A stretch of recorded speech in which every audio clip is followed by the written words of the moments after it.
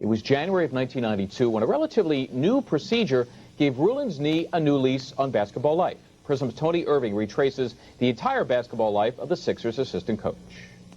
I pretty much played all sports growing up, and I'd say about the 8th grade I started playing basketball and just fell in love with the game and told myself from that point on I was going to play basketball exclusively. And about my sophomore or junior year I kind of started to take notice that I was, might sound egotistical, but kind of special.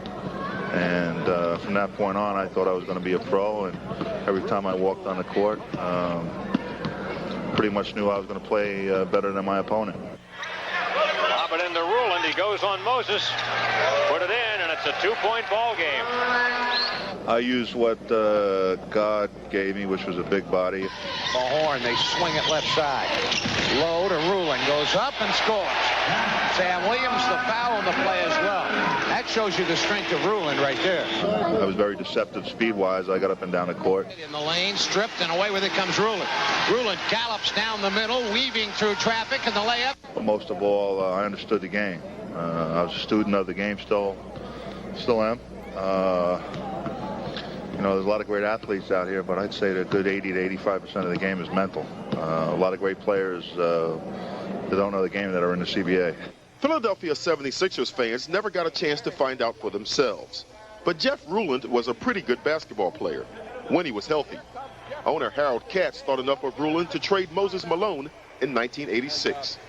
Jeff Ruland, who works hard, and 3 years ago led this league in minutes, a workhorse, will get the ball out a little bit quicker than we think Moses does it, will run better. So to answer your question in a short sentence, I'm very happy about the trade, but I'm not happy about losing Moses Malone. The only concern was if Ruland was healthy enough to justify the trade. He had played in just 67 games his last 2 seasons as a Washington Bullet. We have no doubts from our main Washington that he is healthy. So Ruland is a workhorse, and Ruland led this league in minutes, so we're not overly concerned. We think that they were minor injuries. But a knee injury suffered the season before became a problem. 3 games into the 86-87 season, Ruland was on the sidelines. He rehabilitated as best he could, but the tissues were not strong enough to allow him to play consistently. And so what could have been never was.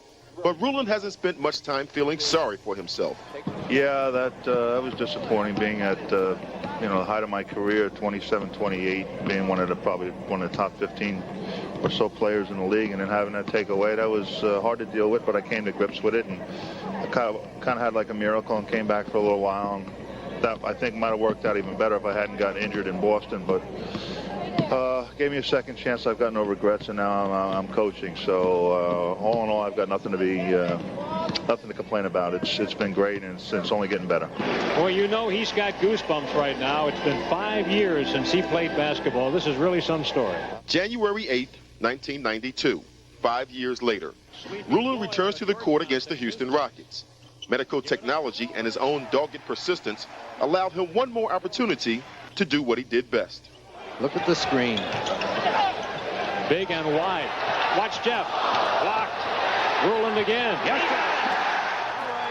Well, it was nice because I left Philadelphia on kind of bad terms in terms of I was confident in my ability, but because of injuries I wasn't able to perform, and having stepped in for Moses, it was kind of a down period, but coming back and seeing all the fans standing that night was very special.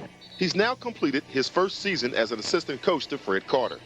From the minute that Shawn Bradley was drafted, Ruland became his mentor and alter ego as he tried to prepare Bradley for the rigorous 82-game season. Jeff would rather be in uniform, but he's adapted to the coaching profession. Being a player is probably the greatest job in America. Being a coach is probably the second best. A little bit more frustrating in terms of this end of it. As a player, I was talented enough where I could sum up enough of my inner strength or whatnot and go out and maybe win a game almost by myself, whereas a coach, I can't do that. And it's a little bit frustrating, but also it's rewarding when you work with a guy like Shawn or Warren and see them progress during the course of the year. It's very rewarding. In light of the Sixers' performance since the injury to Shawn Bradley, Ruland would rather think about their 20-27 record before his injury.